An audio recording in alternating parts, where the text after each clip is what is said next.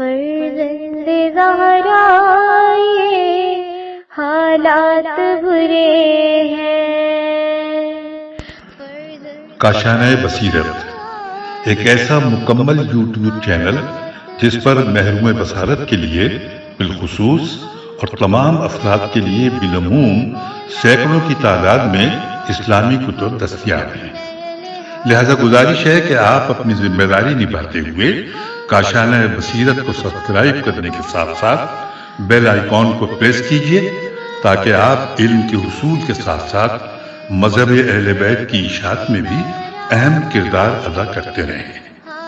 کاشانۂ بصیرت، کاشانۂ بصیرت، کاشانۂ بصیرت۔ فرزند زہرا یہ حالات برے ہیں۔ اعوذ باللہ من الشیطان الرجیم، بسم اللہ الرحمن الرحیم۔ رب اشرح لی صدری ویسر لی امری واحلل عقدۃ من لسانی یفقہوا قولی۔ کاشانۂ بصیرت کے قابل احترام سامعین کرام، السلام علیکم۔ میں آپ کی ریڈر زہرا علی کتاب معالی الصبتین کی جلد نمبر 1 کی ریڈنگ کے اس آخری پارٹ کے ساتھ حاضر ہوں۔ صفحہ نمبر ہے 642، 19ویں مجلس ہے اور آغاز ہو رہا ہے ہیڈنگ کا جناب ابوالفضل عباس علیہ السلام۔ عباس کے لفظی معنی دو ہوتے ہیں، شجاع اور بھوکا شیر۔ بنی ہاشم میں ہر جوان اپنی مثال آپ تھا۔ کوئی مورخ یہ نہیں کہہ سکتا کہ اون محمد نے کسی مقام پر گھبراہٹ یا پریشانی کا اظہار کیا اور علی اکبر ثابت قدم رہے۔ جو بھی اپنے قدموں پر چل کر میدان میں جا سکتا تھا اس نے دشمن سے لوہا منوایا۔ تاریخ کربلا میں آغاز جنگ سے اختتام جنگ تک کوئی بھی ایسا نہیں ملے گا کہ جسے دشمن نے آسانی سے شہید کر دیا ہو۔ تازہ دم دشمن نے ان سہ روزہ پیاسوں میں سے کسی سے بھی روبرو ہو کر لڑنے کی ہمت نہیں کی۔ میدان کربلا کی پوری جنگ میں زیادہ سے زیادہ 10-12 افراد ایسے ملیں گے کہ جنہوں نے دو بدو لڑنے کی جرت کی، اور پھر نتیجہ وہی ہوا جو ہونا چاہیے تھا۔ صبح سے عصر عاشور تک یزیدی مسلمانوں نے اولاد رسول کو پہلے تیروں سے زخمی کیا، پھر چھپ کر کسی کے بازو قلم کیے، کسی کی پیشانی میں تیر مارا، کسی کے سینے میں نیزہ توڑا۔ جب یہ پیاسے زمین پر آ جاتے پھر ان لوگوں میں سر کاٹنے کی ہمت ہوتی تھی، لیکن ان تمام شیران بسیہ شجاعت میں سے جناب حضرت عباس کا مقام جدا تھا۔ جناب عباس جنگ صفین کے موقع پر زیادہ سے زیادہ 10-12 برس کے ہوں گے جب انہوں نے عملی ٹریننگ شروع کی اور جنگ صفین ہی میں اپنا نام اس حد تک پیدا کیا کہ کربلا میں ہر یزیدی مسلمان کی زبان پر عباس کا نام اور دل میں عباس کا خوف تھا۔ جنگ صفین میں بھی جناب عباس امام حسین ہی کے زیر سایہ رہے تھے۔ میدان کربلا کی جنگ اور معاویائی مسلمانوں سے صفین میں جنگ کے مابین بس صرف یہ فرق تھا کہ جناب عباس جنگ صفین میں امام حسین کے زیر کمان تھے اور میدان کربلا میں جناب عباس علمدار حسین تھے۔ جب معاویہ نے اپنے بیٹے کی طرح جنگ صفین میں پانی پر ابو العور کا پہرا بٹھا دیا تاکہ فوج علی کو پانی نہ ملے، تو حضرت علی علیہ السلام نے امام حسین ہی کو فرمایا تھا کہ بیٹے، یہ کوفہ والے پیاسے ہیں اور پانی ختم ہو رہا ہے، آپ ہی جا کر دریائے فرات کو ان لوگوں کے لیے معاویائی مسلمانوں سے خالی کریں اور اہل کوفہ کو پانی پلائیں۔ اس وقت جناب عباس امام حسین ہی کے ساتھ تھے اور امام حسین کے ماتحت تھے۔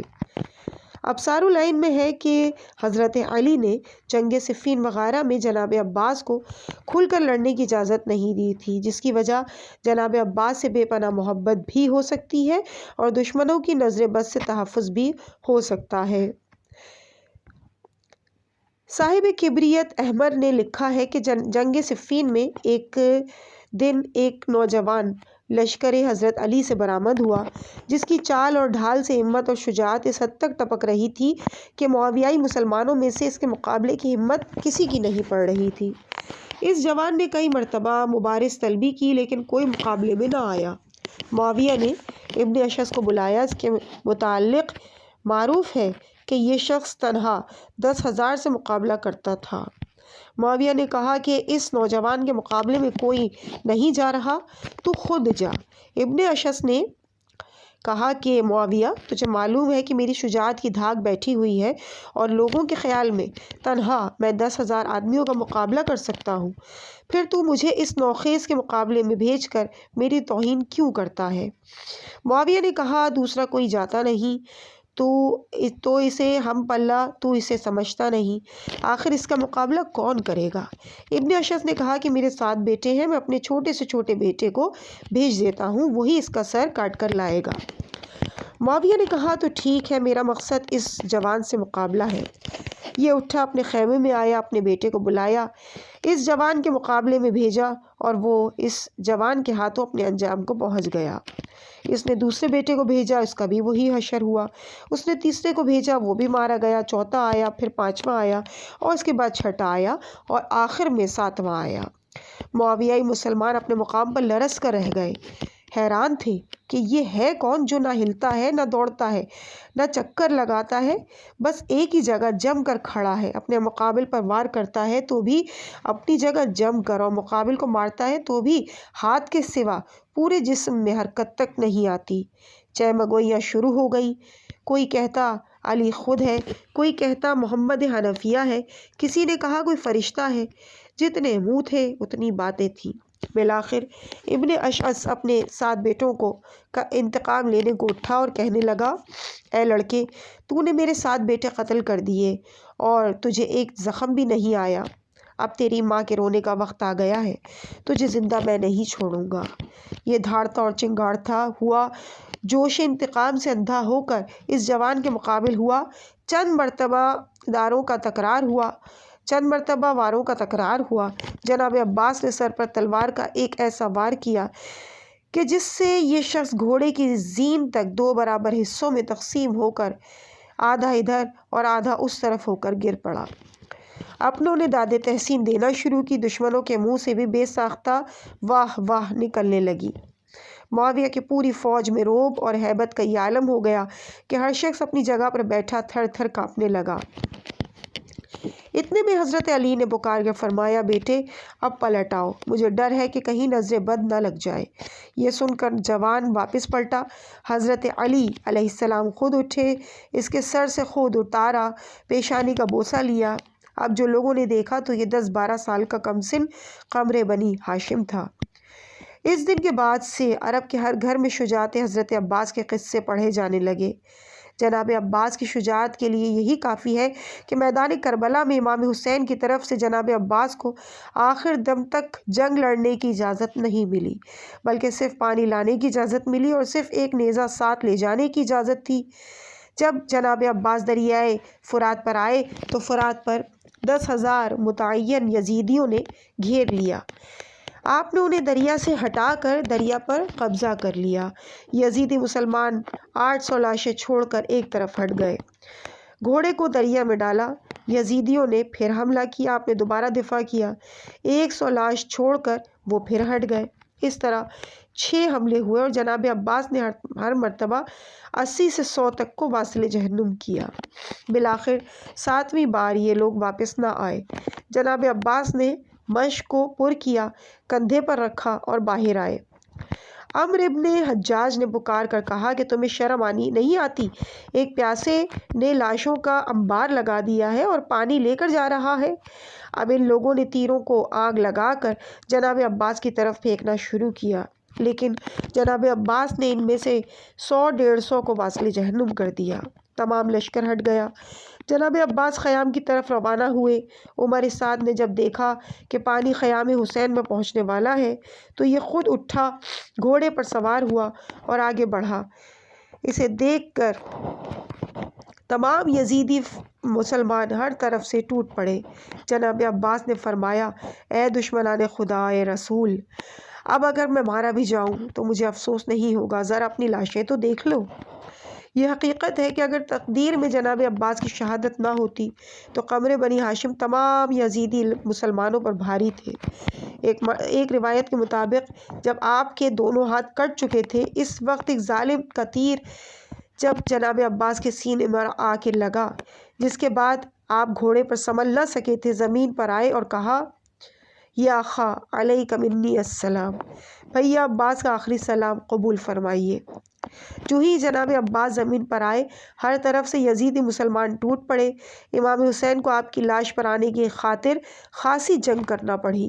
جناب عباس پر کثرت فوج یزید کا اندازہ اس سے کیا جا سکتا ہے کہ امام حسین کو آپ کے لاشیں تک پہنچنے سے پہلے 70 یزیدیوں کو واصل جہنم کرنا پڑا۔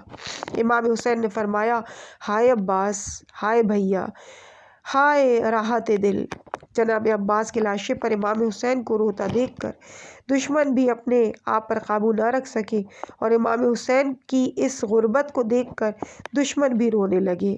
امام حسین نے لاش عباس پر کھڑے ہو کر فرمایا، جزاک اللہ من اخی خیرا، اللہ تجھے اپنے بھائی کی طرف سے جزائے خیر دے، تو نے حق جہاد ادا کر دیا۔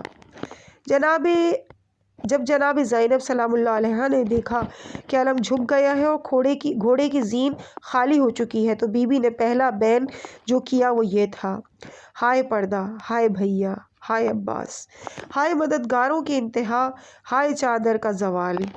امام حسین نے فرمایا، ہاں بہن، تو نے سچ کہا، عباس کے بعد ہائے پردہ، ہائے چادر کا زوال۔ امام حسین نے لاش حضرت عباس پر کھڑے ہو کر یہ مرثیہ پڑھا، اے میرے بھائی، میری آنکھوں کے نور، میرے مہربان، تو میرے لیے ایک مضبوط سہارا تھا۔ اے باب الجائے، تو اپنے بھائی کا اس وقت تک معاون رہا جب تک اللہ نے تجھے جام شہادت سے نوازا نہیں۔ اے مہتاب عالم تاب، تو ہر سخت اور تنگ وقت میں میرا مددگار تھا۔ تیرے بعد ہماری زندگی میں کیا رہ گیا ہے؟ کل انشاءاللہ حوض کوثر پر ہم اکٹھے ہوں گے۔ میرا شکوہ اور صبر اللہ کے سامنے ہے اور اپنی پیاس اور مشکل وقت کا شکوہ بھی اللہ کے سامنے کرتا ہوں۔ منتخب میں ہے کہ ایک فاضل عالم عرب نے جناب عباس کے حق میں ایک مصرع لکھا، کربلا کا وہ دن تھا جس دن ہدایت نے ابوالفضل کو پناہ دی، جس دن ہدایت نے ابوالفضل کی پناہ لی۔ یہ مصرع لکھنے کے بعد اس نے دوسرے اشعار صرف اس خیال سے نہ لکھے کہ کہیں جناب عباس کے حق میں غلو نہ ہو جائے، امام حسین ناراض نہ ہو جائے۔ جب وہ سویا تو عالم خواب میں جناب سید الشہداء کو دیکھا۔ امام حسین ناراض نہ ہوں۔ جب وہ سویا تو عالم خواب میں جناب سید الشہداء کو دیکھا۔ آپ نے فرمایا، تو نے بڑا اچھا مصرع لکھا، واقعاً یوم عاشور میں نے جناب عباس کا سہارا لیا تھا، اس کے ساتھ دوسرا مصرع یوں لکھ دے، یہ وہ وقت تھا کہ جب سورج کا چہرہ کثرت غبار سے دھندلا ہو چکا تھا۔ اس کے بعد 20ویں مجلس کا آغاز ہے۔ صفحہ نمبر ہے 650، شہادت جناب عباس علیہ السلام۔ جناب عباس عالم، فاضل، فقیہ، پرہیزگار، عابد اور زاہد اور مخلص متقی تھے، بلکہ آپ کی نسل میں بھی علم رہا اور آپ کی اولاد عظمت، رفعت، شرافت، نجابت، علم، حلم، رحم، کرم، زہد و سخاوت، شجاعت اور خطابت کے عظیم تر مقامات عالیہ پر فائز رہی۔ ابو یعلا معروف عالم بھی جناب عباس ہی کی اولاد سے تھے، جو آج بھی حلہ سے 15 میل دور زیر مزار بھی عوام و خواص کے مرجع عظیم بنے ہوئے ہیں۔ عبادت میں جناب عباس کا یہ عالم تھا کہ کمسنی ہی میں پیشانی پر نشان سجدہ نمایاں نظر آتا تھا۔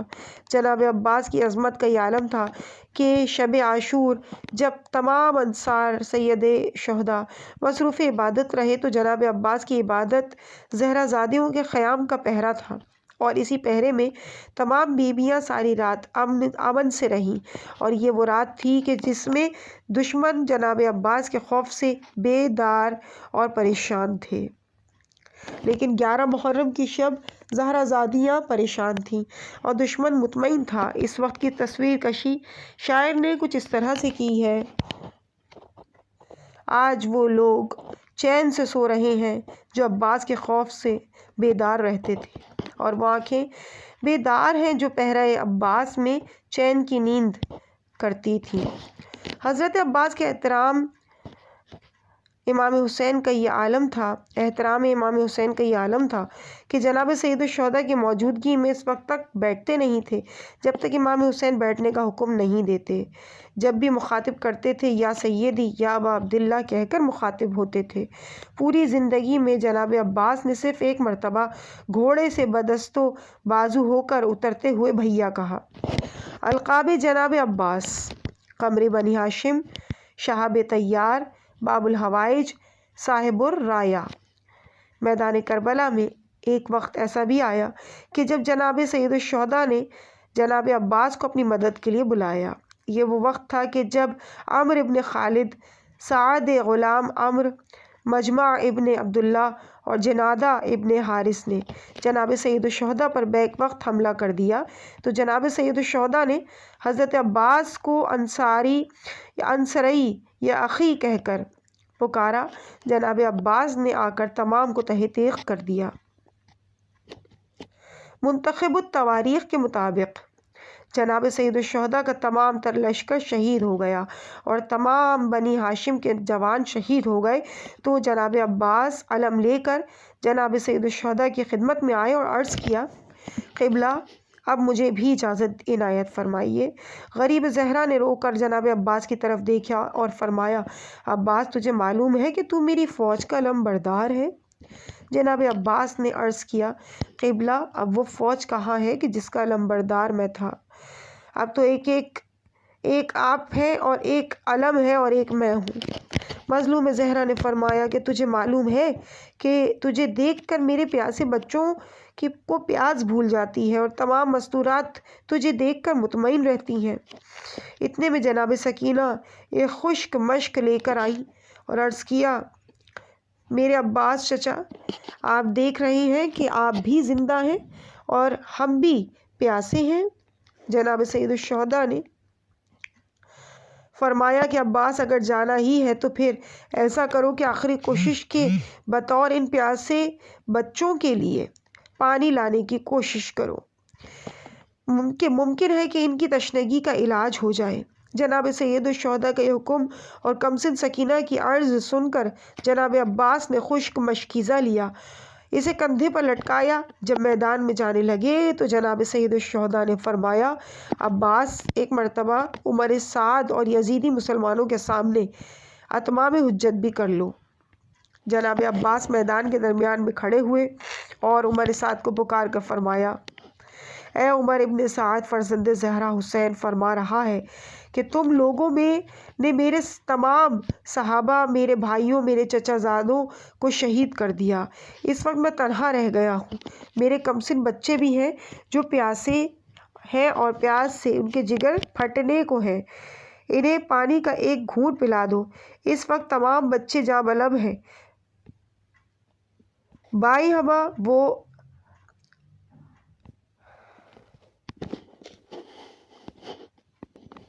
یہ کہ مجھے چھوڑ دو، میں روم یا بھارت کی طرف چلا جاتا ہوں اور عراق و حجاز کو تمہارے لیے خالی کر دیتا ہوں، اور تمہارے ساتھ یہ بھی وعدہ کرتا ہوں کہ کل یوم قیامت میں اپنا مقدمہ دائر نہیں کروں گا، اللہ جو چاہے تمہارے ساتھ سلوک کرے۔ جناب عباس کا پیغام سن کر کچھ لوگ خاموش ہو گئے، کچھ بیٹھ کر رونے لگے اور کچھ ایک دوسرے سے تبصرہ کرنے لگے۔ شمر اور شبعث ابن ربی دونوں آگے بڑھے اور کہا، اے ابو تراب کے فرزند، اپنے بھائی سے جا کر کہہ دو کہ اگر تمام روئے ارض پانی ہو جائے اور وہ پانی ہمارے تصرف میں ہو تو ہم اس وقت تک تمہیں اس پانی سے ایک قطرہ تک نہ دیں گے جب تک تم لوگ بیعت یزید نہیں کر لیتے۔ شمر کی یہ بات سن کر جناب عباس مسکرا دیے اور واپس جناب سید الشہداء کے پاس آ کر انہیں اپنا پیغام اور شمر کا جواب سنا دیا۔ امام حسین ایک طرف جناب عباس کی بات سن رہے تھے اور وہ دوسری طرف خیام سے بچوں کے العطش العطش کی آواز سن رہے تھے اور آپ کی آنکھوں سے ٹپ ٹپ آنسو بھی گر رہے تھے۔ جناب عباس نے ایک ہاتھ سے علم بلند کیا اور دوسرا ہاتھ سوئے آسمان بلند کر کے عرض کیا، میرے مولا، میرے اللہ، اب میں اپنا وعدہ نبھانا چاہتا ہوں اور ان پیاسے بچوں کی خاطر پانی کا ایک مشکیزہ بھی بھر کر لانے کی کوشش کرتا ہوں۔ یہ کہہ کر جناب عباس امام حسین کی اجازت سے صرف ایک نیزہ لے کر دریائے فرات کی طرف روانہ ہوئے۔ عمرو ابن سعد نے دریائے فرات پر 10,000 کا پہرا بٹھا رکھا تھا۔ انہیں حکم تھا کہ انصار اور اقربائے حسین میں سے کوئی بھی پانی کا ایک قطرہ تک خیام آل محمد میں لے کر نہ جائے۔ جب ان لوگوں نے جناب عباس کو دریا کی طرف آتے ہوئے دیکھا تو انہوں نے ہر طرف سے جناب عباس کو گھیر لیا۔ حضرت عباس نے ان لوگوں سے کہا، اے لوگوں، یہ بتاؤ کہ تم کافر ہو یا مسلمان؟ کیا تمہارے مذہب یا تمہارے دین میں یہ جائز ہے کہ تم حسین اور اس کے بچوں کو پانی سے روکے رکھو، جبکہ اس پانی سے کتے اور خنزیر تک پی رہے ہیں، اور دوسری طرف حسین اور اس کے بچے پیاسے ہیں اور پیاس سے جاں بلب ہیں؟ کیا تمہیں قیامت کی پیاس کا خیال نہیں؟ جناب عباس کی یہ آواز سن کر کچھ تو بددل ہو گئے اور کچھ قیامت سے بے نیاز ہو کر لڑتے رہے۔ ان میں سے 500 تیر اندازی کرتے رہے۔ جناب عباس نے ان پر حملہ کیا۔ یہ تو تھا سرکار علامہ تریہی کا بیان۔ اس سلسلے میں علامہ مجلسی نے بہار میں کچھ یوں تحریر فرمایا ہے کہ جناب عباس نے ان یزیدی مسلمانوں کا گھیرا توڑا اور دریا میں داخل ہو گئے، مشکیزہ پانی سے بھرا، کندھے پر لٹکایا اور خیام کا رخ کیا۔ یزیدی مسلمانوں نے آپ کا راستہ روک لیا، چاروں طرف سے گھیرا ڈال دیا۔ اس وقت سے ہر طرف سے اتنی تیر اندازی ہوئی کہ جناب عباس کا جسم تیروں سے خار پشت کی طرح ہو گیا۔ زید ابن ورقہ نے ایک ٹیلے کی اوٹ میں اپنے آپ کو چھپایا اور اس کی مدد کو حکم ابن طفیل بھی موجود تھا۔ جو ہی حضرت عباس ان سے لڑتے ہوئے ان دونوں کے قریب سے گزرے تو زید ابن ورقہ نے لپک کر آپ کے دائیں کندھے پر وار کیا، جس سے آپ کا دایاں ہاتھ کٹ گیا اور آپ نے تلوار بائیں ہاتھ میں لے لی اور اس مشکیزے کو بھی بائیں کندھے پر لٹکا دیا اور یہ رجز پڑھا، اگر تم میرا دایاں ہاتھ کاٹ رہے ہو تو کیا ہوا، بخدا میں اپنے دین کا دفاع کرتا رہوں گا، اپنے صادق الیقین امام اور طاہر و امین فرزند رسول کی نصرت کرتا رہوں گا۔ حکیم ابن طفیل اس جگہ کو چھوڑ کر جناب عباس کی راہ میں دوڑے۔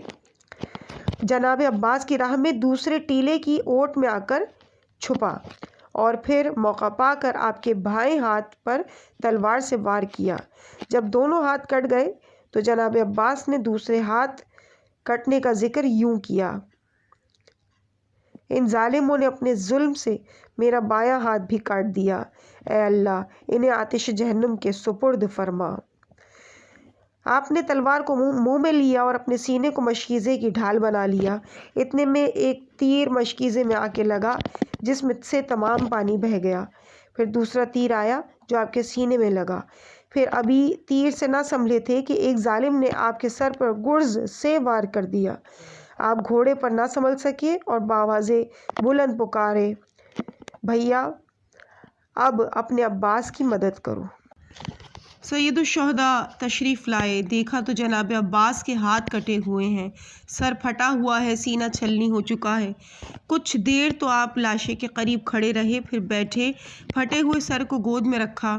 مناقب شہر عاشوب کے مطابق امام حسین نے یہ مرثیہ پڑھا، اے بدترین قوم، تم نے اپنی سرکشی کی بدولت دین کی حدود توڑ ڈالی ہیں اور دین نبی محمد کی مخالفت کی ہے۔ کیا خیر الانبیاء نے تمہیں ہمارے بارے میں وصیت نہیں کی تھی؟ کیا ہم نبی الانبیاء کی ذریت نہیں ہیں؟ کیا زہرا میری ماں نہیں ہے؟ تم میں سے کسی کی ماں تو زہرا نہیں ہے۔ کیا میں نبی احمد سے نہیں ہوں؟ جو کچھ تم نے کیا ہے اس کے عوض تم پر لعنت اور رسوائی برسے گی اور عنقریب جہنم کی بھڑکتی ہوئی آگ تمہارا استقبال کرے گی۔ ناسخ کے مطابق امام حسین علیہ السلام نے جناب عباس کے لاشے پر یہ مرثیہ پڑھا تھا، تمام لوگوں میں سے وہ مظلوم رونے کا زیادہ مستحق ہے کہ جس نے کربلا میں حسین کو بھی رلا ڈالا، جو حسین کا بھائی تھا اور حسین کے باپ علی کا بیٹا تھا۔ یہ ابوالفضل ہے جو اپنے خون میں غلطا ہے، وہ ابوالفضل جس نے غم گساری حسین کی۔ حسین نے اس کی کوئی تعریف بیان نہیں کی، ابوالفضل نے خود پیاسا رہ کر حسین کی خاطر پانی لانے میں جان قربان کر دی۔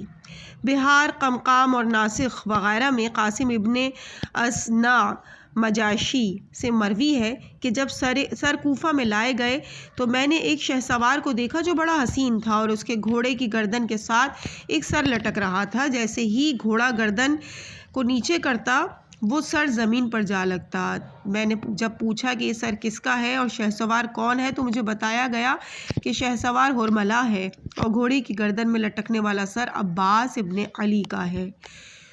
کچھ دن بعد مجھے ہرملہ نظر آیا۔ میں نے دیکھا تو اس کا چہرہ کوئلے کی مانند سیاہ اور جلا ہوا تھا۔ میں نے اس سے پوچھا کہ جس دن تو سر لا رہا تھا اس دن تو تیرا چہرہ بڑا سفید اور خوبصورت تھا، آج تجھے کیا ہوا؟ وہ رو دیا اور کہنے لگا، کربلا سے پلٹنے کے بعد کوئی رات ایسی نہیں گزری کہ جس رات مجھے آگ میں نہ جلایا جائے۔ پتہ نہیں چلتا کہ دو آدمی کہاں سے آتے ہیں، ایک بازو سے اور دوسرا دوسرے بازو سے پکڑ لیتا ہے اور کھینچتے ہوئے لے جاتے ہیں۔ یہ بھی پتہ نہیں چل رہا کہ وہ جگہ کون سی ہے۔ آگ کا ایک کنواں دہک رہا ہوتا ہے، اس میں جا کر پھینک دیتے ہیں، صبح تک اسی آگ میں جلتا رہتا ہوں، صبح کو وہاں سے نکال کر گھر چھوڑ جاتے ہیں۔ اسرار الشہادہ میں علامہ دربندی نے لکھا ہے کہ جب جناب سید الشہداء جناب حضرت عباس کا لاشا اٹھانے لگے تو جناب عباس نے پوچھا، میرے آقا کہاں لے جائیں گے؟ آپ نے فرمایا، خیام میں، دیگر بنی ہاشم کے پاس۔ جناب عباس نے عرض کیا، آپ کو اپنے نانا کی نبوت اور ماں زہرا کی چادر کا واسطہ کہ مجھے خیام میں نہ لے جائیں۔ امام حسین نے پوچھا کہ کس لیے؟ جناب عباس نے عرض کیا، آپ کو معلوم ہے کہ مجھے پانی کے لیے حکم آپ نے دیا تھا، لیکن مشکیزہ آپ کی کمسن بیٹی سکینہ نے پیش کیا تھا اور مجھے جلد سے جلد پانی لانے کو کہا تھا۔ اگر میں وہاں گیا اور سکینہ نے مجھ سے پانی کا پوچھ لیا تو میں اپنی زندگی کی آخری سانس بھی شرم کے مارے مشکل سے پوری کروں گا۔ دوسری یہ بات ہے کہ آپ بھی شدت تشنگی اور بھوک سے نڈھال ہیں، زخموں سے چور ہیں۔ میں نہیں چاہتا کہ مجھے اٹھا کر آپ مزید تکلیف برداشت کریں۔ میں جہاں پڑا ہوں مجھے وہیں رہنے دیں، اگر مقدر ہوا تو کہیں دفن کر ہی دیا جاؤں گا۔ امام حسین نے فرمایا، عباس، اللہ تجھے میری طرف سے جزائے خیر دے، تو نے زندگی اور موت دونوں حالتوں میں میری مدد کی ہے۔ چنانچہ آپ جناب عباس کو وہیں چھوڑ کر دامن ابا سے آنسو صاف کرتے ہوئے واپس خیام میں آئے۔ جناب سکینہ بولیں اور عرض کیا، بابا جان، کیا آپ کو میرے چچا کا بھی کوئی علم ہے؟ کافی دیر لگا دی، مجھ سے پانی کا وعدہ کر کے گئے تھے، حالانکہ ان کی عادت وعدہ خلافی تو نہیں، کہیں ایسا تو نہیں کہ انہوں نے خود پانی پی لیا ہو اور ہمیں بھول گئے ہوں، یا ابھی تک وہ مصروف جنگ ہیں؟ بچی کی یہ بات سن کر غریب زہرا اپنے رکے ہوئے آنسوؤں پر قابو نہ پا سکے اور دھاڑے مار کر رونے لگے اور فرمایا، سکینہ بیٹی، آپ کے چچا آپ کے لیے پانی لانے کی خاطر شہید ہو گئے، پانی نہیں لا سکے ہیں۔ یہ بھی روایات میں ہے کہ جب جناب سید الشہداء نے جناب عباس کا سر گود میں لے کر خاک و خون صاف کیا تو جناب عباس رو دیے۔ مظلوم زہرا نے پوچھا کہ بھیا کیا بات ہے، اس وقت کیوں رو رہے ہو؟ تو جناب عباس نے عرض کیا، میرے آقا، اگر میں نہ روؤں تو اور کون روئے گا؟ مجھے اپنی خوش قسمتی اور آپ کی غربت رلا رہی ہے۔ اس وقت میرا سر تو آپ کی گود میں ہے، آپ نے لے لیا ہے اور میرے چہرے سے خون بھی صاف کر لیا ہے، لیکن کچھ دیر بعد جب آپ گھوڑے سے اتریں گے تو آپ کا سر کون گود میں لے گا اور آپ کے چہرے سے خون کون صاف کرے گا؟ اس کے بعد 21ویں مجلس ہے اور صفحہ ہے 663، ہیڈنگ ہے متعلقات شہادت جناب عباس۔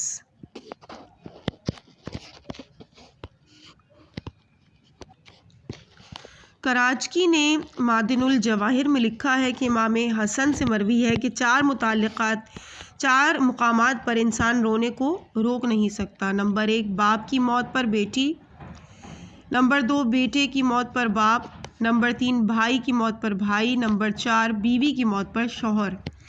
باپ کی موت بے سایہ کر دیتی ہے، بیٹے کی موت سے جگر میں ناسور ہو جاتا ہے، بھائی کی موت سے کمر ٹوٹ جاتی ہے اور بیوی کی موت 1 گھنٹے کا غم ہوتی ہے۔ بعض دانشمندوں کا قول ہے کہ جس کا بھائی نہیں اس کی کمر نہیں۔ بعض مورخین نے لکھا ہے کہ جناب لقمان ایک طویل سفر سے واپس آئے، بیرون شہر انہیں ایک نوجوان ملا، اس سے انہوں نے گھر کے حالات پوچھے۔ جناب لقمان نے فرمایا، میرے باپ کا کیا حال ہے؟ اس نے بتایا، وہ فوت ہو گئے ہیں۔ جناب لقمان نے کہا، تو گویا اب میں اپنے تمام امور کا خود ہی مالک ہوں۔ پھر پوچھا میری بیوی کا کیا حال ہے؟ اس نے کہا وہ بھی فوت ہو گئی ہے۔ جناب لقمان نے کہا ٹھیک ہے، بسترا بدل گیا ہے۔ پھر پوچھا کہ میری بہن کا کیا حال ہے؟ اس نے کہا وہ بھی فوت ہو گئی ہے۔ جناب لقمان نے کہا میری ناموس محفوظ ہو گئی ہے۔ پھر پوچھا کہ میرے بھائی کا کیا حال ہے؟ اس نے کہا وہ بھی فوت ہو گئے ہیں۔ جناب لقمان نے ایک آہ بھر کر کہا گویا کہ کمر ٹوٹ گئی ہے۔ ابن خلقہ نے دفیات الاعیان میں لکھا ہے کہ سید رضی 359 میں پیدا ہوئے اور جب 402 کو ہفتے کے دن صبح کے وقت 21 محرم کو بغداد میں فوت ہوئے تو جناب مرتضیٰ صرف اس لیے کہ وہ جناب رضی کا غسل و کفن، دفن اور جنازہ نہیں دیکھ سکتے تھے، کاظمین حرم امام موسیٰ کاظم علیہ السلام میں چلے گئے۔ کون نہیں جانتا تھا کہ جب کوئی زخمی بلندی سے پستی کی طرف گرے تو وہ اپنے ہاتھوں کا سہارا لے لیتا ہے تاکہ جسم مزید چوٹوں سے محفوظ رہے، لیکن کیا حال ہوگا جب جناب عباس کا کہ جب وہ زین سے زمین پر آئے تو ہاتھ پہلے سے ساتھ چھوڑ چکے تھے۔ کس چیز کا سہارا لیا ہوگا اور کیسے زمین پر آئے ہوں گے؟ کوئی بھی شہ سوار جب گھوڑے سے اترنے لگے تو ایک ہاتھ زین کے اگلے حصے اور دوسرا زین کے پچھلے حصے پر رکھ کر اترتا ہے، لیکن مقام فکر ہے کہ سقائے سکینہ دونوں ہاتھوں سے محروم ہونے کے بعد کیسے گھوڑے سے اترے ہوں گے۔ گھوڑے سے گرنے والا جب زمین پر آتا ہے تو ہاتھوں کا سہارا لیتا ہے تاکہ چہرے پر کوئی زخم نہ آئے، لیکن جب جناب عباس زمین پر آئے تو چہرے کو محفوظ رکھنے کی خاطر سہارا موجود نہ تھا۔ صرف یہی تصور کر لیجئے کہ جب جناب عباس کے جسم کا کوئی حصہ تیروں سے خالی نہ تھا اور جب بے سہارا ہو کر زمین پر آئے تو ایسے لگتا تھا کہ دائیں طرف سے والے تیر بائیں جانب سے اور بائیں طرف والے دائیں جانب سے نکل گئے۔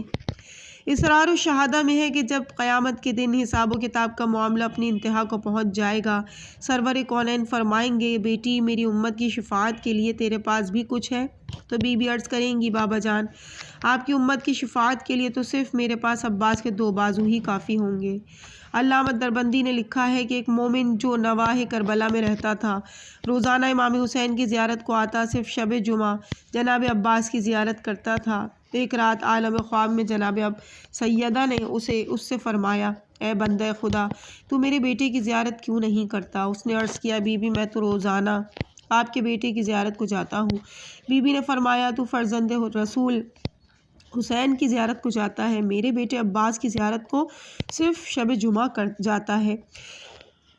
یہ حقیقت ہے کہ جناب عباس کا اسم گرامی اپنی عظمت میں ائمہ کے اسماء گرامی سے جا ملا ہے، بلکہ رعب اور دبدبے میں تو ان سے بھی فزوں تر معلوم ہوتا ہے، کیونکہ جھوٹی قسم کھانے والے بعض اوقات اللہ کے نام کی قسم تو کھا لیتے ہیں لیکن جناب عباس کے نام کی قسم جھوٹی قسم نہیں کھاتے۔ سرکار علامہ محمد باقر برجندی نے لکھا ہے کہ جو شخص یا ابا عبداللہ یا ابا الفضل و خیلک کا ورد کر کے طلب حاجت کرے اس کی دعا بہت جلد قبول ہوتی ہے۔ میں نے اپنے اساتذہ سے سنا ہے کہ ایک شخص نواحی کربلا میں رہتا تھا، اس کا جمع سال بیٹا بیمار ہو گیا، کافی علاج معالجہ کیا مگر وہ شفایاب نہ ہو سکا تو وہ اسے حرم جناب ابو الفضل عباس میں لایا اور وہیں باندھ کر واپس گھر چلا گیا۔ جب گھر جا کر سویا تو رات نصف میں سے زیادہ گزری تو دروازے پر دق الباب ہوا۔ اس نے پوچھا کون ہے؟ تو جواب ملا آپ کا بیٹا ہوں۔ جب اس نے دروازہ کھولا تو دیکھا کہ تندرست بیٹا سامنے کھڑا تھا، اور جب اس نے پوچھا تو بیٹے نے بتایا کہ جناب عباس نے 3 مرتبہ میرے لیے شفا طلب کی اور ہر مرتبہ نبی اکرم کی طرف سے ایک فرشتہ آ کر انہیں کہتا رہا کہ آپ اس مریض کے لیے شفا نہ مانگیں، اس کی زندگی ختم ہو چکی ہے۔ 4تھی مرتبہ جناب عباس اٹھے، حضور کی خدمت میں گئے اور عرض کیا آقا کیا اللہ نے میرا نام باب الحوائج نہیں رکھا؟ آپ نے فرمایا ہاں بیٹے، اللہ نے تیرا یہی لقب رکھا ہے۔ آپ نے عرض کیا کیا لوگوں کو یہ بات معلوم نہیں کہ میں باب الحوائج ہوں؟ آپ نے فرمایا بیٹا سب جانتے ہیں۔ آپ نے عرض کیا پھر یا تو میرا نام باب الحوائج ختم کر دیا جائے یا میں جس کے لیے جو مانگوں وہ دے دیا جائے۔ آپ رو دیے اور فرمایا بیٹے تو باب الحوائج رہے گا، اللہ نے اسے شفا دے دی ہے۔ عدت الشہور میں ہے کہ اکسیل ماہ رمضان کی شب جناب کہ 21 ماہ رمضان کی شب جناب امیر نے دوسری وصیتوں کے علاوہ بطور خاص ایک وصیت فرمائی تھی: عباس بیٹے، خیال رکھنا کہیں ایسا نہ ہو کہ تو خود پانی پی لے اور میرا حسین کربلا میں پیاسا رہ جائے۔ اگر جناب عباس کے حرم میں ہونے والے معجزات کو جمع کیا جائے تو کئی جلدیں مرتب ہو جائیں گی۔ اس کے بعد صفحہ نمبر 669 پہ 22ویں مجلس ہے، شہادت اولاد امام حسن علیہ السلام۔ مقاتل کے مؤلفین میں اختلاف ہے کہ پہلے قاسم ابن حسن شہید ہوئے یا احمد ابن حسن شہید ہوئے۔ احمد ابن حسن کا سن 16 برس کا تھا، انتہائی حسین و جمیل، بہادر، نیزہ باز اور تلوار کے دھنی تھے۔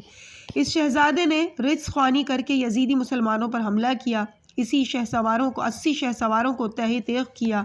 واپس آئے تو شہزادے کی آنکھیں شدت پیاس سے اجلتی ہوئی نظر آ رہی تھیں۔ عرض کیا کہ چچا جان، اگر ایک گھونٹ پانی مل جاتا تو میرا جلتا ہوا سینہ ذرا ٹھنڈا ہو جاتا اور دشمنان خدا اور رسول کے خلاف میری قوت میں اضافہ ہو جاتا۔ آپ نے جواب دیا: بیٹے بس تھوڑا سا انتظار کرو، آپ کے جد امجد آپ کے انتظار میں ہیں، ان کے ہاتھ سے حوض کوثر پینا، پھر کبھی پیاس محسوس نہ ہوگی۔ پھر دوسرا حملہ کیا، اس حملے میں 50 یزیدیوں کو قتل کیا، تیسرے حملے میں 60 یزیدی واصل جہنم کر کے شہید ہوئے۔ ہیڈنگ: عبداللہ ابن حسن۔ یہ شہزادہ قاسم کے مادری پدری بھائی تھے۔ شیخ مفید کے مطابق اس شہزادے نے حیرت ناک جنگ کر کے یزیدی فوج کو تتر بتر کر دیا۔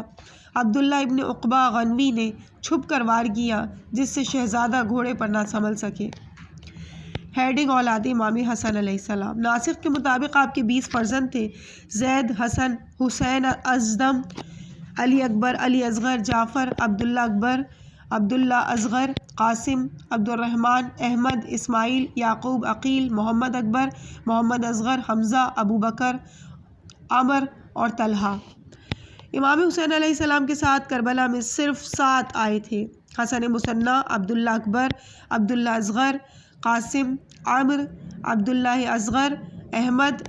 ان میں سے 5 میدان کربلا میں شہید ہوئے اور 2 بچ گئے تھے۔ یہ دونوں گرفتار شدگان تھے۔ حسن مثنی شدید زخمی تھے اور عمر کمسن تھے۔ جناب حسن مثنی 22 برس کے تھے، اسما ابن خارجہ کے بھانجے تھے۔ جب جنگ میں شدید زخمی ہو کر میدان میں لاشوں کے درمیان زندگی کی آخری سانس لے رہے تھے تو اسما ابن خارجہ نے انہیں اٹھایا اور چھپا دیا۔ اختتام جنگ کے بعد عمر سعد کو بتایا کہ یہ بھی کہا کہ میں انہیں قتل نہیں ہونے دوں گا، چنانچہ عمر سعد نے اسے علاج کی اجازت دے دی۔ ابن قطیہ کے مطابق 1 سال اسما ابن خارجہ نے اپنے پاس رکھا۔ عمر ابن حسن کے سلسلہ ابن قطبہ نے لکھا ہے کہ جب قیدیوں کا قافلہ یزید کے پاس آ گیا تو یزید نے عمر سے پوچھا کہ میرے بیٹے کے ساتھ کشتی لڑو گے؟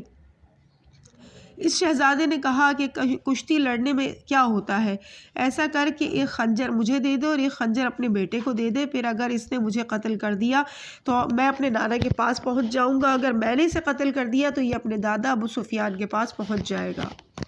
ہیڈنگ: شہزادہ قاسم، شہادت شہزادہ قاسم۔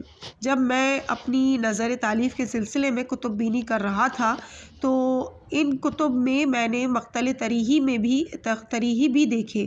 چونکہ میں تریحی کے علم، فضل، زہد، ورع، عبادت، ریاضت، تفقہ اور تدین سے متاثر تھا، اس لیے جو کچھ میں نے ان کے منتخب میں دیکھا وہی پہلے آپ کے سامنے پیش کرنے کی سعادت حاصل کر رہا ہوں۔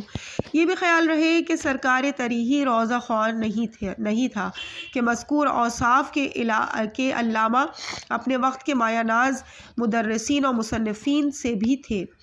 مقتل میں منتخب فقہ میں فخریہ، شرح نافع اور مشترکات وغیرہ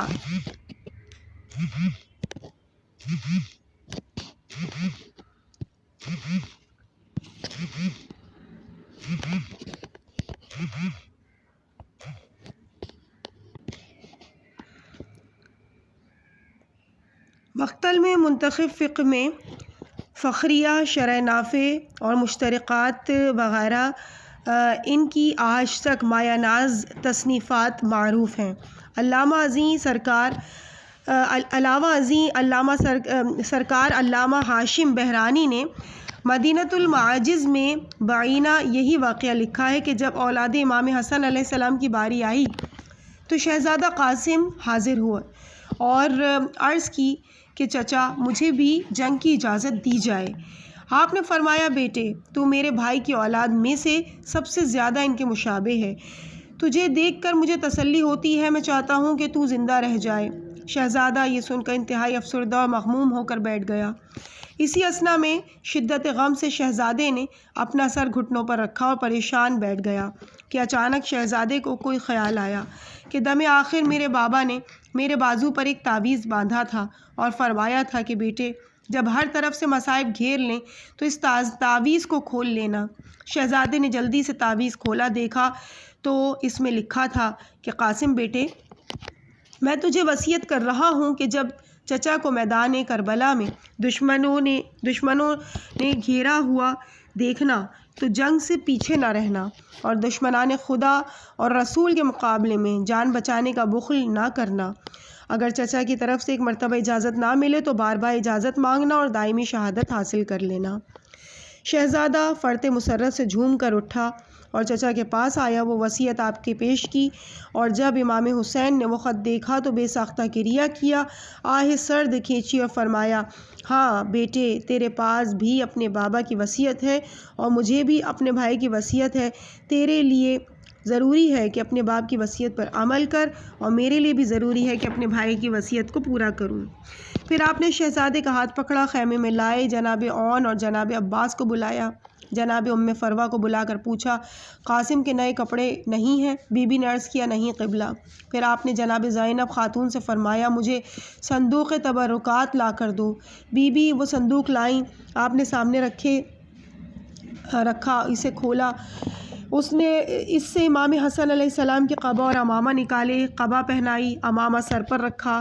پھر جناب فاطمہ کبریٰ کو بلایا، اس شہزادی کے ہاتھ سے پکڑا، اسی خیمے میں دونوں کا عقد کیا۔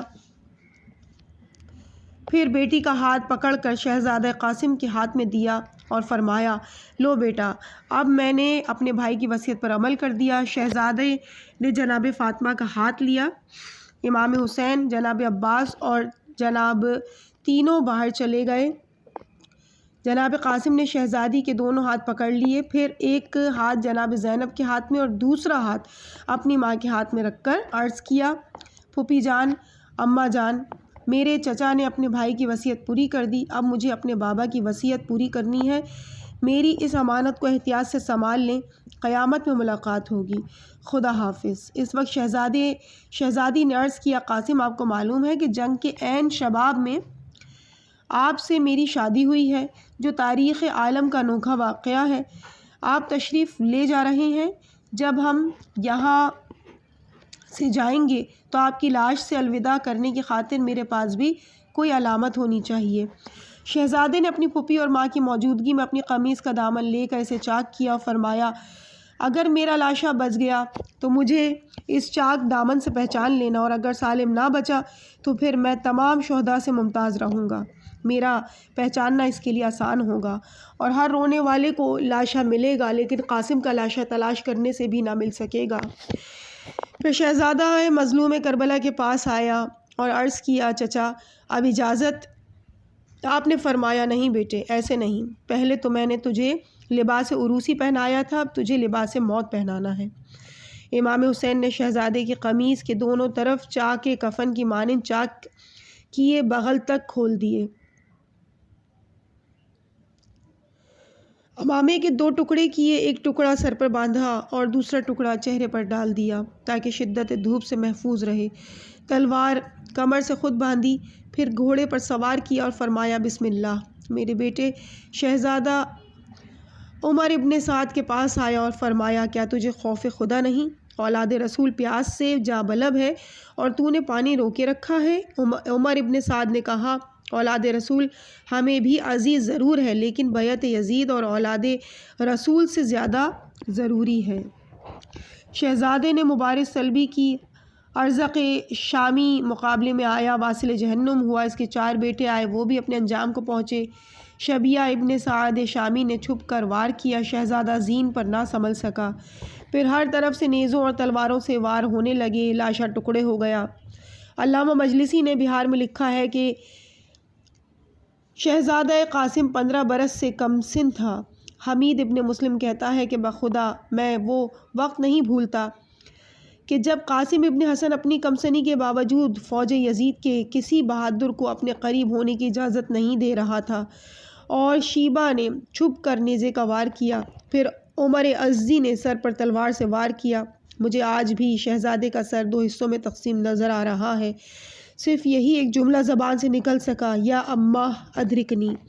وہ منظر آج تک میری آنکھوں کے سامنے ہے کہ جب ہر طرف سے گھوڑے دوڑائے گئے، گھوڑوں نے شہزادے کے سر، سینے اور پسلیوں کو اپنی سموں سے ریگزار کربلا پر بکھیر دیا۔ پھر فرزند رسول اپنی اس نوشہ کا لاشا لینے کو آئے تو انہیں کئی مقامات سے بکھرے اعضاء کو اکٹھا کرنا پڑا۔ میں بھی پیچھے پیچھے چلا گیا کہ دیکھوں اسے کہاں رکھتے ہیں۔ آپ اس خیمے میں آئے جہاں حضرت علی اکبر اور دیگر بنی ہاشم کے لاشیں رکھے ہوئے تھے۔ آپ نے قاسم کے لاش کے ٹکڑوں کو جوڑ کر علی اکبر کے پہلو میں رکھا، دونوں لاشوں کے درمیان بیٹھ گئے اور عرض کیا، اللہم اشہد علی ہؤلاء القوم۔ پھر مدینے کی طرف رخ کیا اور فرمایا، جدہ انظر ھذا شبیہتک ابنی وھذا قاسم ابن الحسن۔ بہار کے مطابق شہزادے کا سن 13 برس کا تھا۔ عزیز سامعین، اس مقام پہ معالی الصبتین فی احوال الحسن والحسین کی جلد نمبر 1 کا اختتام ہوا، اور یہ اختتام صفحہ نمبر 676 پہ ہو چکا ہے، اور اس کے بعد انشاءاللہ جلد نمبر 2 کا آغاز کیا جائے گا۔ مجھے اپنی دعاؤں میں یاد رکھیے گا۔ والسلام علیکم ورحمۃ اللہ وبرکاتہ۔